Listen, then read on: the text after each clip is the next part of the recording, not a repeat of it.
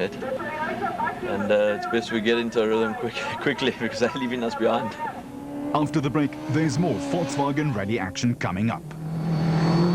Back in the beautiful Longmore Forest for more Volkswagen Rally action, with rough roads the order of the day.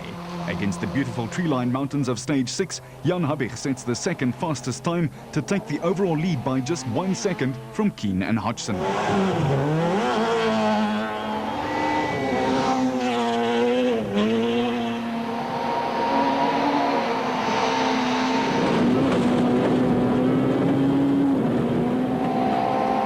It's Damso and Paisley who win their first stage of the event, a timely reminder that the two polos don't actually have a monopoly on the leaderboard, even though they're on home soil. In Class N2, Mike Nathan and Graham Hooper have taken their CVT Toyota Corolla into a 30-second lead over Costa Comantarakis and Barry White's similar Dunlop Corolla. Craig Baragwanath and veteran rally driver turned navigator Yanni Keen beat the Mitsubishi of Antonio Barbosa and Kobus Janssen. Aggie Stowe and Jurgstein running well down the order, destined to retire with clutch failure after starting the season with back-to-back class wins. It's now 3 retirements for the Polokwane driver.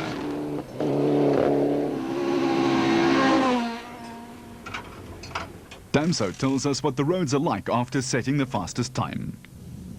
Yeah, they were quite damp on especially this last stage. Was quite a lot of damp on corners, and the sun is just the wrong time of the day too. Yeah. So it's making it a bit difficult to see where you go. And strategy? We just have to pace ourselves at the moment and see what's going to happen, basically. So I'm just still looking around. In the VW camp, it was all smiles from the new leader. It's the beginning of the rally. The guys are still trying to find their place. So are we. And, things are still tight. There's 1 or 2 seconds here and there. And now we've got a small misfire. It's not bad, but I think the guys will be able to fix it on the service park now. You've got to just be careful because obviously for most of the stage it's very good grip and dry and a bit dusty, and then suddenly you'll get onto a sweep or a tight corner that's very muddy and very slippery with ditches on the side. So it keeps you awake.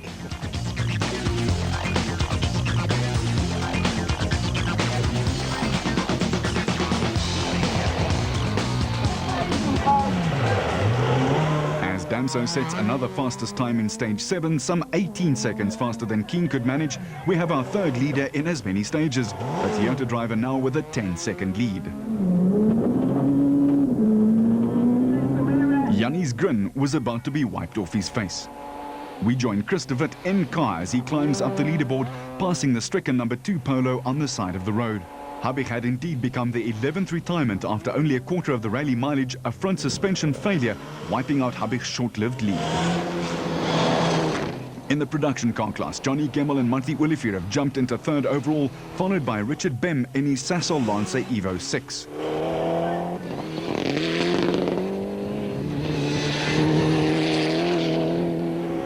Fecken continued untroubled at the head of Class A7, now 4th overall, some 79 seconds ahead of Wilken and Houghton, pushing sometimes a little too hard to stay ahead of the chasing pack of N4 cars.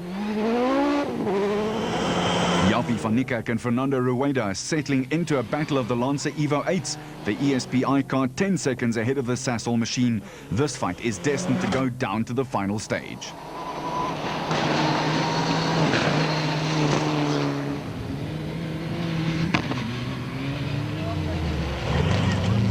After 7 stages and 3 leaders, the scoreboard had a new look to it.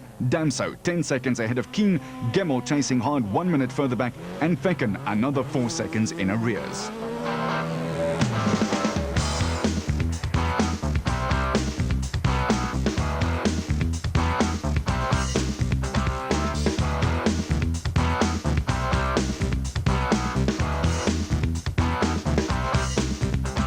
And one change to the class leaders, Piazza Musa taking over from Williams in N3, Mike Nathan was going superbly in N2, and Skultberger setting the pace in A6.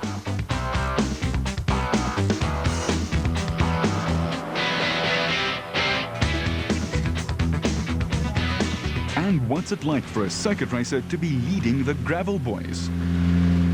We went well on the tar. John Williams was about 7 seconds ahead of us. And now we hit the dirt. I don't know what John and Rodney did because they're very far behind, but we've beaten Chris on both stages. 1 second on the first stage and about 18 seconds on the second stage. So for once, when we hit the dirt, we're confident and we seem to be going quite well. We got a bit of a tough job today. We started on the tar where we were slipping back little bits. Now we're slipping back more on the dirt. So we're not sure what the problem is, and we're just going to keep on trying hard until we get it right. And why is the championship leader so far behind? We had a bit of bad luck this morning in the first stage. Our accelerator popped off, so we had to idle through the whole stage, and I think we lost about 45 seconds. So yeah, now we're pushing to try and make up, see what we can do. The tar went really well this morning, you know, we were just taking it nice and easily, and we got a bit of a gap. And yeah, the first gravel stage going really well, and it was about 1.7k straight, and we just kept going, and we missed the turning, and battled to get the car to turn around again, and we lost a bit of time. And then yeah, the second gravel stage, obviously frustrated, and want to make up the time we lost, and did the same thing again. Surf's up, well, almost, as the rally heads into a series of 3 night stages starting with a 1.4 kilometers of tar through the streets of Jeffreys Bay. Surfing was put on the back burner as the beachgoers and holidaymakers lined the streets to see rallying firsthand and up close.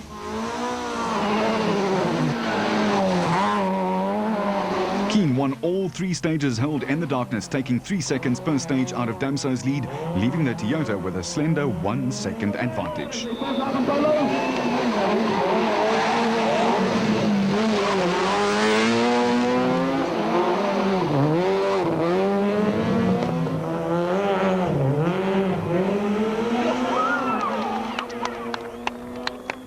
Johnny Gemmell held on to 3rd overall, but Fecken lost out to a charging Richard Bem in stage 9. It was a short-lived 4th for Bem, for he retired in the final service of the day with clutch failure.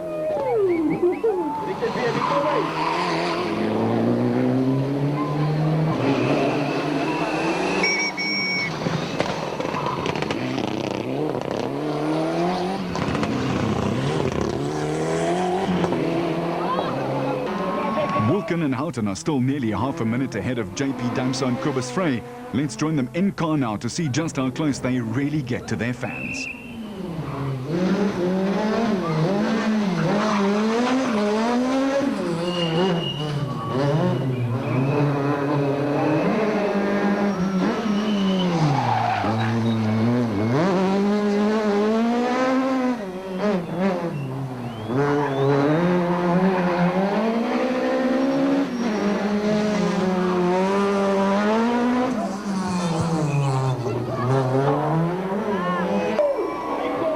Piazza Musso held on to the N3 lead, while the biggest loser of the day was Michael Houghton and Bryn Doherty, who incurred a 10-minute penalty for missing a signature on a time card, dropping the Pretoria youngster to 34th overnight.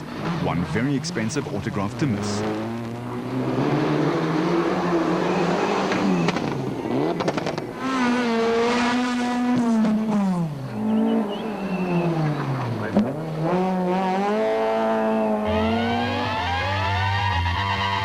Saturday, and the drivers would face yet another uncompromising day in the